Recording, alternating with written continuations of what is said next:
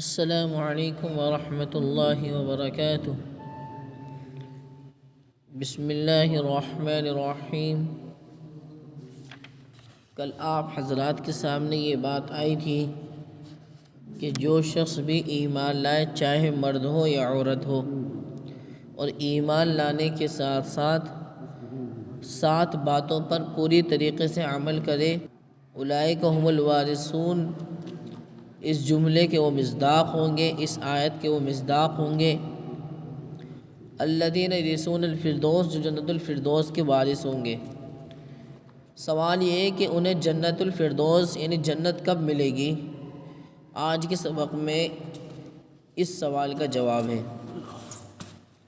آیت کریمہ سماعت فرمائیں۔ اعوذ باللہ من الشیطان الرجیم، بسم اللہ الرحمن الرحیم۔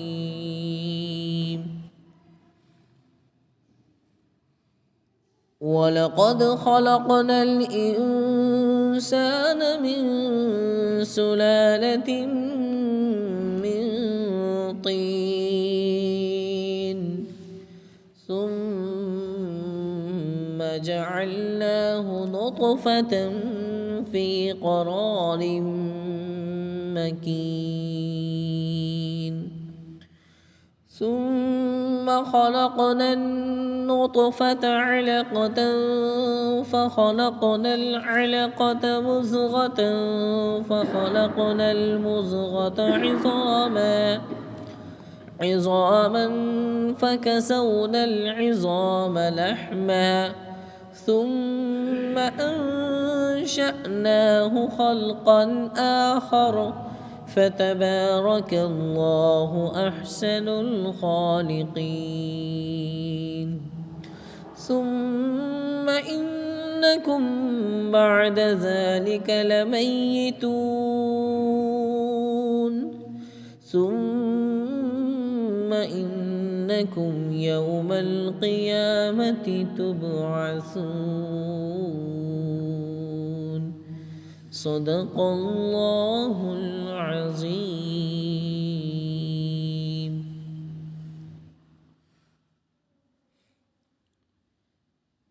اٹھارہویں پارے میں سورۃ المؤمنون کی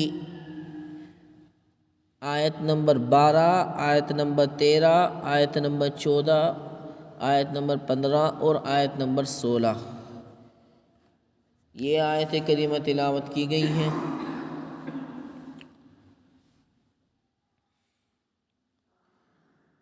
اتنی بات تو آپ کو معلوم ہی ہے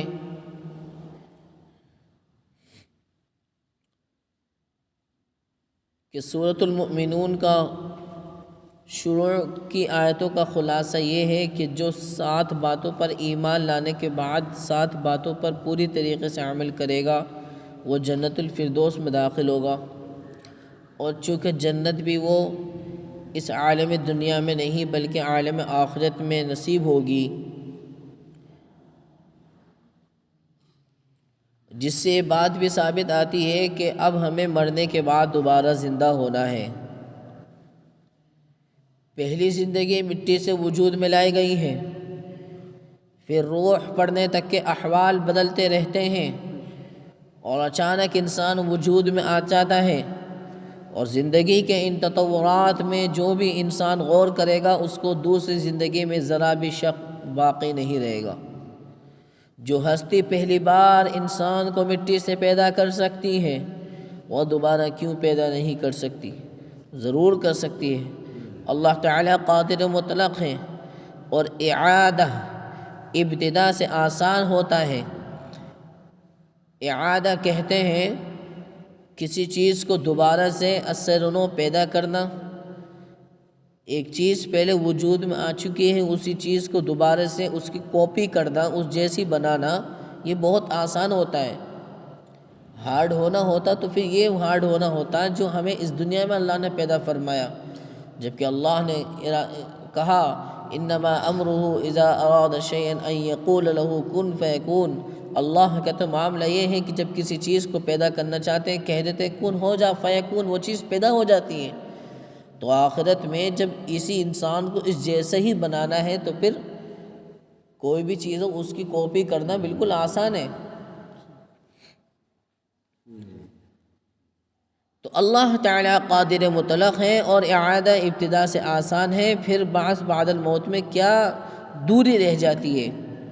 چنانچہ ارشاد باری تعالیٰ ہے وَلَقَدْ خَلَقْنَا الْإِنسَانَ مِن سُلَالَةٍ مِّن طِينٍ، اور البتہ واقعہ یہ ہے کہ ہم نے انسان کو مٹی کے جوہر سے پیدا کیا. ثُمَّ خَلَقْنَاهُ نُطْفَةً فِي قَرَارٍ مَّكِينٍ، پھر ہم نے اس کو محفوظ مقام میں ایک بوند بنایا. ثم خلقنا النطفة علقة، پھر اس بوند کو ہم نے پھٹکی بنایا. فخلقنا العلقة مضغة، پھر ہم نے اس پھٹکی کو بوٹی بنایا. فخلقنا المضغة عظاما، پس ہم نے اس بوٹی کو ہڈیاں بنایا. فكسونا العظام لحما، پھر ہم نے ان ہڈیوں کو گوشت پہنایا. ثم انشأناه خلقا آخر، پھر ہم نے اس کو ایک دوسری ہی مخلوق بنا دیا. یہاں سمجھنے کی بات یہ ہے، اللہ کہہ رہے ہیں ہم نے اس کو دوسری ہی مخلوق بنا دیا، گویا کہ اس سے پہلے کچھ ایک مخلوق تھی. فتبارک اللہ احسن الخالقین، بس عالی شان ہے اللہ تعالیٰ جو تمام صناعوں سے بہتر ہے، یعنی کاریگروں سے اور اسی طریقے سے الگ الگ چیزوں کو ایجاد کرنے والوں میں سب سے بہترین پیدا کرنے والے ہیں، سب سے بہترین چیز وجود میں لانے والے ہیں. ثم انکم بعد ذلک لمیتون، پھر تم اس کے بعد ضرور مرنے والے ہو.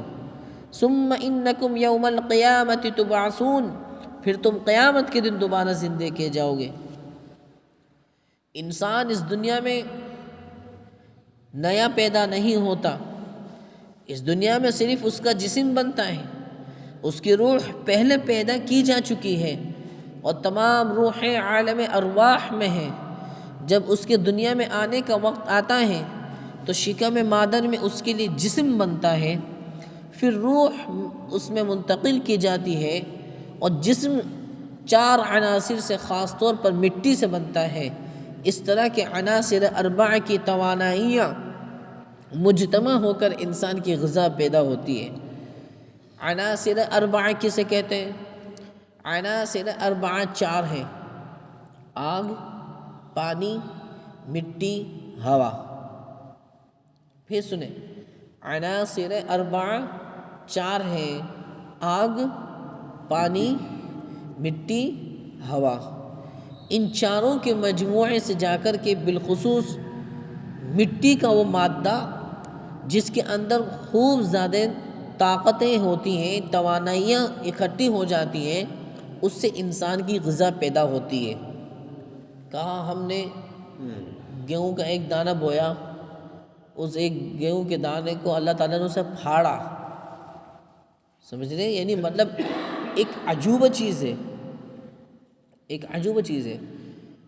آپ کو میں مثال سے سمجھاؤں، اگر آپ جو ہے گھر میں وائف کو جا کر کے اپنی گوشت دیں اور وائف اس گوشت کو بالکل اللہ نہ کرے مطلب خراب کر دے بالکل، تو اب امکان باقی رہے گا کہ اس گوشت سے کچھ بن سکتا؟ انسان زمین میں ایک دانہ بوتا ہے، ہونا تو یہ چاہیے تو اس دانے سے ہی دوسرے اور دانے نکل جائیں، لیکن یہ دانہ سڑتا نا. جب یہ دانہ سڑ گیا انسان نا امید ہو جائے گا کہ اب یہ دانہ کیا کر پائے گا. جس طریقے سے ہم گوشت میں نا امید ہو گئے، گوشت سڑا دیا. سمجھے؟ میں صاف زبان بول رہا ہوں، میں نہیں تو باسی بولنا بولتے مطلب نہیں، خراب کر دیا. اب اس سے ہماری امید باقی نہیں رہی تھی اس گوشت سے کہ یہ گوشت ہم مہمانوں کے سامنے پیش کر سکیں، ہم یہ نہیں کر سکتے، یہ کھا سکیں نہیں کھا سکیں، چونکہ ہم نا امید ہو گئے. ہم نے اس کی وہ حالت دیکھ لی جو یعنی بیکار ہونے کی. جبکہ اللہ کیا کر رہے ہیں؟ اور ایک دن میں نہیں بلکہ ہر دن یہ چیز ہو رہی، اور ایک باغ میں کتنے ہوتے ہوں گے، کتنے دانے مطلب سڑتے ہیں پہلے. انسان کے اگر ذمہ داری لگائی جائے تو وہ تو نا امید ہو جائے گا کہ یار یہ تو دانہ خراب ہو گیا، اب یہ کیا پیدا کرے گا، یہ کیا دوسرے دانوں کو اگائے گا۔ لیکن اللہ تعالیٰ اسی دانے کو پہلے سڑاتے ہیں، مٹا دے اپنی ہستی کو اگر کچھ مرتبہ چاہے، مٹا دے اپنی ہستی کو اگر کچھ مرتبہ چاہے، کہ دانہ خاک میں مل کر گل گلزار ہوتا ہے۔ ایک دانہ خاک میں ملا اور وہ بالکل اس نے اپنی ہستی کو بالکل مٹا دی اور پھر وہ گل گلزار ہوا ہے۔ تو عجوبہ ہے نہیں ہے، اللہ تعالیٰ کی کاریگری ہے نہیں ہے، کس طریقے سے وہ دانہ بالکل سڑ گیا اور کیسے وہاں ہریالی، ہرے رنگ کی چیز کیسی ڈال رہے اور اللہ تعالیٰ کیا چیز اگا رہے ہیں۔ اسی طریقے سے بھینس کو چارے میں دیکھ لیجئے، بھینس کو چارے میں ہم کھلا رہے ہیں، گھاس وہ کٹی ہوئی ہوتی گنے کے اوپر کی، جو بھی اینک کیا ہوتی ہے وہ ہرے کلر کی ہے، ٹھیک ہے، وہ کھلا رہے ہیں۔ اللہ تعالیٰ اسی گھاس کے جو اس نے کھایا ہے، اس کے طعام، اس کے بھوجن سے اللہ تعالیٰ 3 چیزیں پیدا کر رہے ہیں، خون بن رہا ہے، دودھ بن رہا ہے اور گوبر بن رہا ہے۔ کسی میں ہرا کلر ہے؟ بالکل بھی نہیں ہے۔ کیسے اللہ تعالیٰ کے، اور کوئی ایسی بھی چیز نہیں کہ بھئی اس کے پیٹ میں کوئی الگ سے مشین لگ رہی ہے اس کو نکال لیں اور ہم الگ سے کر کے دیکھ لیں، بالکل بھی نہیں ہو سکتا۔ دنیاوی اعتبار سے کوئی مشین ہو نا، بھائی کسی کے گھر میں کوئی مشین رکھی ہے، کپڑے سینے کی مشین ہے، اسے ادھر کو لائیں گے وہ ویسی کپڑے سی دے گی، لیکن جو پیٹوں میں اور جو اللہ تعالیٰ نے انسان کے پیٹ میں سسٹم بنایا ہے، یہ کوئی ایسی عام مشین نہیں ہے کہ ہم اس کو نکالیں اور پھر اس میں اپنی طرف سے کچھ ڈالنے لگیں اور پھر وہ وہی چیزیں، دودھ بھی اور اسی طریقے سے خون بھی اور گوبر بھی وہ چیز بن جائے، کچھ بھی نہ بننے کا اس میں۔ تو روزانہ ہمارے سامنے یہ چیزیں ہو رہی ہیں، تو کیا اللہ تعالیٰ کی طرف ہمارا ذہن نہیں جاتا بالکل بھی، کہ جو انسان کچھ بھی نہیں کر سکتا، اللہ تعالیٰ دیکھو کیا کیا کر کے دکھا رہے ہیں، ہمیں روزانہ کر کے دکھا رہے ہیں۔ لوگ کہتے ہیں کہ آج اس زمانے میں نبی تھے، کچھ بھی کر کے دکھا دیا کرتے تھے، پتھر سے کلمہ پڑھوا کے دکھا دیا کرتے تھے۔ میں کہتا ہوں آج بھی تو معجزے ہو رہے ہیں، یہ آسمان بغیر ستون کے اللہ تعالیٰ نے کھڑا کر رکھا ہے، یہ کیا معجزے سے کم نہیں ہے؟ بالکل ہے۔ اصحاب کہف سے جب سوال اصحاب کہف کے بارے میں جب نبی سے سوال کیا گیا تھا کہ اصحاب کہف چلو بتاؤ کون تھے، آیت اتری تھی ام حسبت ان اصحاب الکہف والرقیم کانوا من آیاتنا عجبا، اس کو تم نے تعجب والی چیز سمجھ لی؟ اس سے بڑھ کر چیز تو یہ ہے کہ آسمان ہے، زمین ہے، کس طریقے سے وہ نباتات اگا رہی ہے، ان چیزوں کو تم نے دیکھا نہیں، اصحاب کہف کو سمجھ لے کہ یہ بہت بڑی چیز ہے۔ تو روزانہ ہمارے سامنے یہ چیزیں ہوتی رہتی ہیں۔ تو میں بتا رہا تھا عناصر اربع، جسم 4 عناصر سے خاص طور پر مٹی سے بنتا ہے، اس طرح کے عناصر اربع کی توانائیاں مجتمع ہو کر انسان کی غذا پیدا ہوتی ہے۔ جب انسان وہ غذا کھاتا ہے تو اس سے خون بنتا ہے، پھر خون کا خاص حصہ مادہ منویہ بننے کے لیے جدا کر لیا جاتا ہے۔ مادہ منویہ یعنی سمجھ لیں آپ اشارے کے طور پر، مادہ منویہ بننے کے لیے جدا کر لیا جاتا ہے۔ کیسے انسان کیا کھا رہا ہے، اس سے خون بھی بننا ہے، پھر خون بننے کے بعد خون کی 100 بوندیں جا کر کے 1 بوند بنتی ہے، وائٹ کلر میں، سفید کلر میں، مادہ منویہ جسے بولتے ہیں۔ پھر میاں بیوی کے مادے رحم مادر میں پہنچتے ہیں۔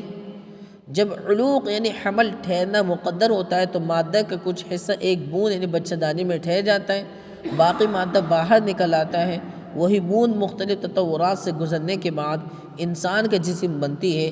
یہ بوند قرار مکین میں، ثم جعلناہ نطفۃ فی قرار مکین، قرآن مجید کہہ رہا ہے یہ بوند قرار مکین میں یعنی ایک محفوظ قرار گاہ میں نطفے کی شکل میں رہتی ہے، اس میں کوئی خاص تبدیلی نہیں ہوتی۔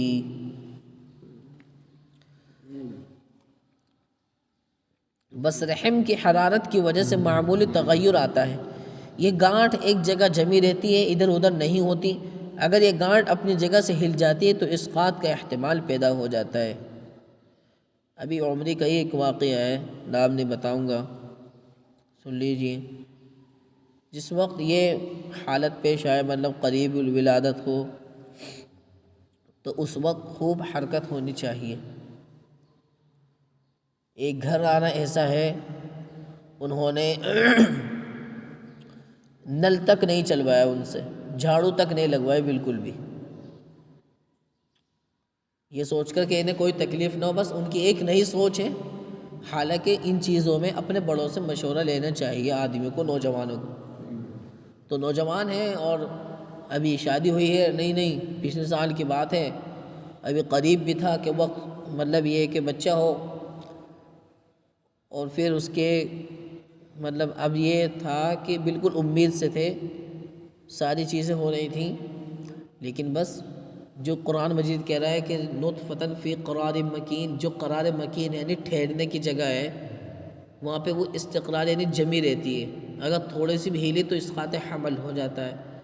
اب وہی چیز ہوئی کہ اس وقت میں عورت کو چاہیے کہ وہ خوب حرکتیں کرے۔ حرکت کا مطلب یہ کہ خوب چلے پھرے، خوب محنت کرے، تاکہ اب یہ ورزش کرے گی ایک طریقے سے تو بچے کے اندر بھی ایک طاقت سی، توانائی سی پیدا ہوگی۔ لیکن ان گھر والوں نے، ان نوجوان نے مطلب یہ سوچا کہ ہم اس سے نل بھی نہیں چلوائیں گے، کہیں ایسا نہ ہو تکلیف ہو اسے، نئی سوچ ہے، نئی نسل ہے۔ لیکن اللہ کا کرنا دیکھیے بس کیا ہوا کہ وہ استنجا کرنے گئے اور بس وہ ہل گیا اپنی جگہ سے، بالکل بس کچھ بھی نہیں رہا، وہ بچنے کے قابل میں نہیں رہا۔ ڈاکٹر نے بالکل اس سے جو کیمرے والی مشین ہوتی ہے، دوربین والی، اس سے پتہ لگایا کہ لڑکا ہے، لیکن بچنے کی صورت نہیں ہے بالکل بھی۔ تو یہ قرآن مجید جو کہہ رہا ہے، دیکھو بہت سی چیزیں ہیں اور ہر وقت انہیں سمجھائی نہیں جاتی، لیکن جب سمجھایا جائے تو انہیں غور سے سننا بھی پڑتا ہے۔ تو یہ بوند ثم جعلناہ نطفۃ فی قرار مکین، یہ بوند قرار مکین میں یعنی ایک محفوظ ٹکنے والی جگہ میں نطفے کی شکل میں رہتی ہے، اس میں کوئی خاص چینجنگ نہیں آتی ہے، پس رحم کی حرارت کی وجہ سے، گرمی کی وجہ سے معمولی سی تبدیلی آتی ہے۔ یہ گانٹھ ایک جگہ جمی رہتی ہے، ادھر ادھر نہیں ہوتی۔ اگر یہ گانٹھ اپنی جگہ سے ہل جاتی ہے تو اسقاط کا احتمال پیدا ہو جاتا ہے، تو وہی صورت یہاں ہے۔ یہ مادہ ماں کے پیٹ میں 40 دن تک اسی حالت میں رہتا ہے، پھر اتنی ہی مدت میں علقہ یعنی جمع ہوا خون بن جاتا ہے۔ ثم خلقنا النطفۃ علقۃ، قرآن مجید کہہ رہے کہ پھر ہم اس نطفے کو ہم علقہ یعنی جمع ہوا خون بنا دیتے ہیں، پھر اتنی ہی مدت میں یعنی 40 دن میں ہی مضغہ یعنی گوشت کا ٹکڑا بن جاتا ہے۔ ثم خلقنا النطفۃ علقۃ، پھر فخلقنا العلقۃ مضغۃ، مضغۃ بولتے ہیں گوشت کا ٹکڑا یعنی بوٹی بن جاتے ہیں۔ کہاں وہ بالکل مادہ منوی ہے وائٹ کلر میں، پھر کس طریقے سے وہ بالکل جا کر کے خون کی شکل میں ہوا، پھر اس کے بعد وہ خون 40 دن تک اور رہا تو پھر وہ بوٹی کی شکل میں تبدیل ہو گیا۔ فخلقنا المضغۃ عظاما، اور مراحل تخلیق میں یہ انتقال تدریجی ہوتا ہے، ایک دم نہیں ہوتا، یعنی ایک بار یہ نہیں ہوتا، بالکل تھوڑا تھوڑا، بہت معمولی سیکنڈ کے حساب سے سمجھیے، اور ہر مرحلہ پہلے والے اور بعد والے مرحلہ سے مختلف ہوتا ہے۔ پھر جب مادے میں خوب انجماد یعنی جماؤ اور گاڑھا پن پیدا ہو جاتا ہے تو اس میں سفید دوڑے پیدا ہوتے ہیں، یہی دوڑے آہستہ آہستہ ہڈیوں کی شکل اختیار کرتے ہیں۔ تو ہڈی کیسی ہوتی ہے؟ سفید ہی ہوتی ہے۔ تو فخلقنا المضغۃ عظاما، عظام ہڈی کو بولتے ہیں، فخلقنا المضغۃ اس گوشت کو جمے ہوئے انجماد کو ہم عظاما ہڈی بناتے ہیں۔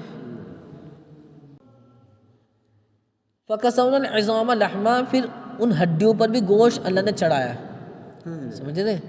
دیکھو کیسے کیسے پیدا، ایک زمینی خوراک یعنی ہری سبزی، گیہوں کی روٹی، یہ سب انسان نے کھائی، کھا کر کے اللہ تعالیٰ نے اس کے ذریعے سے خون بھی بنایا، اور پھر وہ خون ایک جگہ اکٹھا ہو کر کے 100 بوند کی خونوں سے ایک بوند بنا ہے وائٹ، سمجھ رہے ہیں آپ؟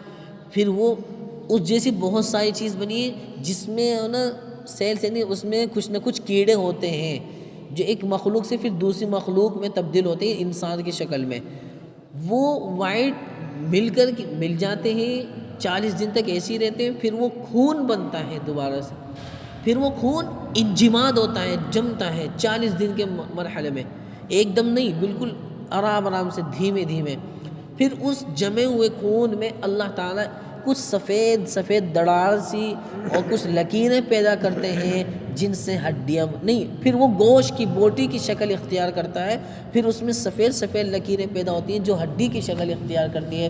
اب اگر انسان کے اندر ہڈی ہڈی ہو، گوشت نہ ہو، تو پھر اللہ کہہ رہے ہیں فَكَسَوْنَ الْعِظَامَ لَحْمًا، پھر ہم اس ہڈی کو پھر بھی لحمن ایک گوشت چڑھاتے ہیں۔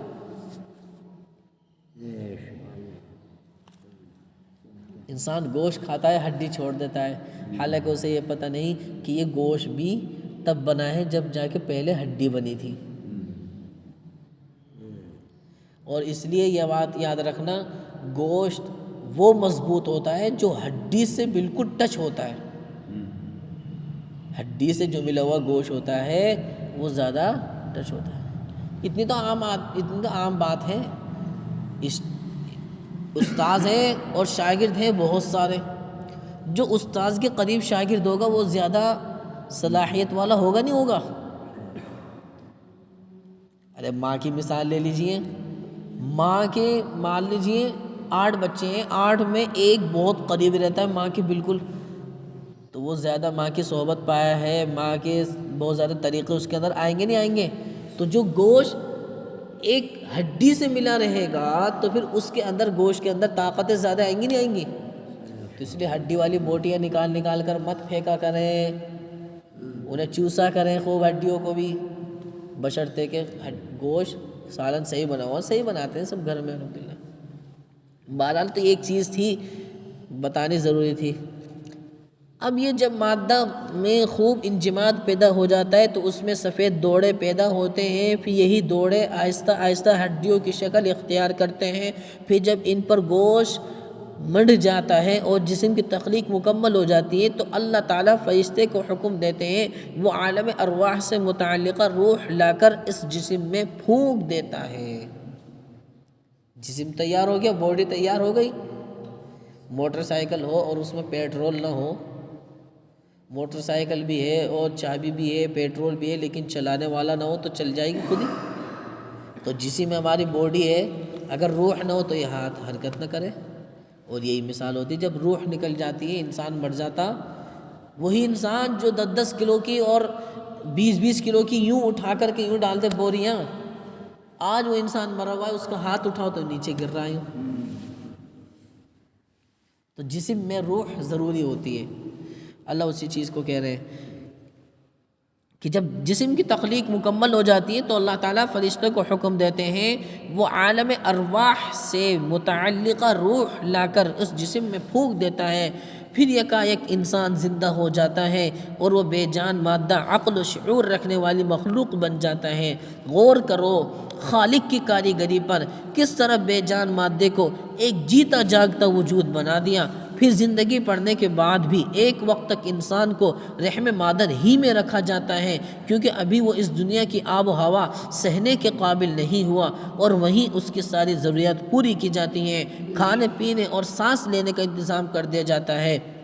اور دیکھو کھانے کا بھی انتظام کیسے کرتے ہیں اللہ تعالیٰ، اگر غذا اچھی ہے تو اللہ تعالیٰ نے اس کے لیے ہمیں منہ دیا ہے، اور جب تک ہم اس کنڈیشن میں تھے کہ ہم منہ سے نہیں کھا سکتے، اور غذا بھی خون ہے، سمجھ رہے خون کیسا ہو، بس آپ سمجھدار ہیں، تو اللہ تعالیٰ اس کو منہ سے نہیں کھلا رہے ہیں بلکہ ناف کی یہاں سے ٹونڈی سے، تاکہ انسان کو معلوم ہو جائے کہ یہ زبان ہم نے صرف اس ذکر اللہ کے لیے بنائی ہے۔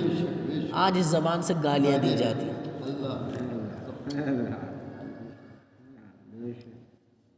غیبتیں کی جاتی ہیں، ایک دوسرے کو غلط طعنے دیے جاتے ہیں، جبکہ اس زبان کو تو اللہ نے پاک بنایا تھا۔ اللہ ہم سے پوچھ لے کہ ہم نے تو صاف بنا کر کے دی تھی، جس وقت تجھے خوراک کی ضرورت تھی پیٹ میں، ہم نے تیری زبان کو اس وقت بھی ناپاک نہیں کرا تھا، ہم نے تجھے ناف کے راستے سے خوراک دی تھی، لیکن تو نے اچھا سب کچھ صحیح سلامت بنا کے دیا، تو نے دنیا میں جا کر کے گالیاں دی لوگوں کو، جھوٹ بولا اس زبان سے، تم نے سود کے لیے معاملات کیے ہیں، رشوت کے معاملات کیے ہیں تم نے اس زبان سے۔ رونے کا مقام ہے واقعتاً کہ اللہ نے ہمیں کتنا اچھا بنایا تھا اور ہم کیا ہو گئے۔ اللہ ہم سے پوچھنے لگے تو ذرا کیا جواب دیں گے ہم؟ آج مائیں ہوں یا اسی طریقے سے کوئی بھی ہو، مجھے کسی نے کوئی چیز امانت کے طور پر دی اور میں نے اس میں کچھ تغیر اور اس میں چینجنگ کر دی، تو جس نے امانت دی ہے وہ ناراض ہوگا نہیں ہوگا؟ اور اللہ نے ہمیں بالکل پاک صاف بنا کے دیا، ہم اللہ کی امانت ہیں، ہم اپنی آنکھ کسی کو دے نہیں سکتے، اپنا ہاتھ کسی کو نہیں دے سکتے ہم۔ وہ بہت مشکل والی چیز ہوتی ہے جب کوئی اپنا دوست بچ ہی نہیں پا رہا ہے کچھ، تو وہ گردے دیے جاتے ہیں، یہ چیزیں دی جاتی ہیں، لیکن یہ ہم بیچ نہیں سکتے کسی کو کہ لے بھائی لے میری ایک آنکھ لے لے، ایک آنکھ سے تو دکھ رہا ہے مجھے، بیچ نہیں سکتے۔ ایسے انسان مر جاتا ہے تو اس کے بال کاٹنا یا وہ چیز کرنا یہ سب ہم نہیں کر سکتے، یہ اللہ کی امانتیں ہیں۔ خیر، کھانے پینے اور سانس لینے کا انتظام وہیں پہ کر دیا جاتا ہے، پھر بچہ پیدا ہوتا ہے، پلتا بڑھتا ہے اور جوان رعنا ہو جاتا ہے، پھر زوال شروع ہوتا ہے، اور ایک وقت آتا ہے کہ روح بدن سے جدا کر لی جاتی ہے، یہی موت ہے۔ روح بدن سے جدا ہو کر عالم ارواح میں پہنچ جاتی ہے، عالم ارواح اوپر یعنی، اور جسد خاکی یعنی مٹی، یہ مٹی کے حوالے کر دیا جاتا ہے کیونکہ وہ اسی سے پیدا ہوا ہے، اور روح عالم بالا کی چیز ہے اس لیے وہ اپنے مستقر پر چلی جاتی ہے۔ غز مرتا جسم ہے، روح نہیں مرتی، سمجھ رہے؟ جسم مرتا ہے، روح نہیں مرتی ہے۔ پھر جب قیامت کے دن آئے گا تو پہلے جسم والے اجزاء ہی دوبارہ جسم بنائے جائیں گے، سمجھ رہے؟ حضرت ابراہیم علیہ السلام نے کہا تھا کہ اے رب آپ کیسے زندہ کریں گے؟ فرمایا تمہیں یقین نہیں ہے؟ کہا یقین تو ہے، لیکن سکون یعنی اطمینان قلب کے لیے میں پوچھ رہا ہوں۔ فرمایا 4 پرندے لو، چاروں کے قیمے کر دو، بوٹی چھوٹی چھوٹی، اور بالکل مکس کر دو انہیں، اور سب کو الگ الگ دوری جگہ پر رکھ دو، اور ان کو بلاؤ، ثم ادعوہن یأتینک سعیا، تیسرے پارے میں وہ دوڑ دوڑ کر تیرے پاس آئیں گے۔ تو یہی حالت اس وقت ہوگی میدان محشر میں، سب انسان بالکل مٹی ہو چکے ہیں، ختم ہو چکے ہیں، ہڈیاں بالکل ختم ہو چکی ہیں۔ ان کافروں کو یقین نہیں آتا تھا، یقولون اِنَّا لَمَرْدُودُونَ فِي الْحَافِرَةِ أَإِذَا كُنَّا عِظَامًا نَخِرَةً، اور سورہ یاسین میں بھی ہے اولم یرى الانسان انا خلقناه من نطفة فاذا هو خصيم مبين وضرب لنا مثلا ونسي خلقه۔ عاص بن وائل ایک شخص تھا کافر میں، کفار میں کافر تھا، قبر سے ہڈیاں اٹھا کر کے لایا اور یوں پچکانے لگا، انہیں مسل دی، انہیں کہ دیکھیے محمد یوں بات کریں کہ یہ انسان دوبارہ زندہ ہوں گے، جبکہ اللہ نے فرمایا کہ اپنی پیدائش بھول گئے، کچھ نہیں تھا اور ہم نے کتنا اٹھا کھٹا انسان بنا دیا۔ تو یہ بھی سب کچھ مٹی مل جائیں گے، پھر ایک دن آئے گا عالم ارواح سے روح لے جائے گی، یہاں جسم جو تھا وہ اسی سے بالکل بنایا جائے گا۔ تو غرض جسم مرتا ہے، روح نہیں مرتی۔ پھر جب قیامت کا دن آئے گا تو پہلے جسم والے اجزاء ہی سے دوبارہ جسم بنایا جائے گا، اور پہلے سے کہیں زیادہ طاقتور بنایا جائے گا۔ یہ بھی سن لیجئے، پہلے سے کہیں زیادہ طاقتور بنائے گا۔ ابھی ہمارے اندر طاقت ہوگی، کچھ ہوگی، لیکن قیامت کے روز بہت ہی زیادہ طاقت ہوگی۔ کیوں کہ جب جسم تیار ہو جائیں گے تو روحیں عالم برزخ سے واپس آ کر ان جسموں میں داخل ہو جائیں گے، اور انسان دوبارہ زندہ ہو جائیں گے، اور آخرت کی زندگی دوبارہ شروع ہو جائے گی جو جاوداں ہے، یعنی ہونا ہے، اب پھر کبھی موت نہیں آئے گی۔ وجود کی باغ دوڑ اللہ کے ہاتھ میں ہے، جب چاہے ڈھیلی چھوڑ دیں اور جب چاہے اللہ تعالیٰ کھینچ لیں۔ یحیی و یمیت، اللہ ہی زندہ کرتے ہیں، اللہ ہی مارتے ہیں۔ خیر، آج کے سبق کا خلاصہ ہمارا یہی ہے کہ جو پہلے اللہ نے سورہ مومنین میں بتایا کہ 7 باتوں پر جو آپ کے سامنے کل آ چکی تھی، ان پر عمل کرے گا ایمان لانے کے ساتھ تو اسے جنت ملے گی، اور جنت کب ملے گی؟ جب ان مراحل سے وہ گزر جائے گا، مرنے کے بعد دوبارہ زندہ ہوگا، پھر میدان محشر میں جنت بھی ادھر ہوگی اور پھر جہنم بھی ہوگی، اگر نیک ہوگا تو جنت ملے گی، اور ان 7 باتوں پہ جس نے عمل کرا ہوگا یرثون الفردوس، جنت میں بھی جنت الفردوس ملے گی۔ اللہ تعالی ہمیں جنت الفردوس عطا فرمائے۔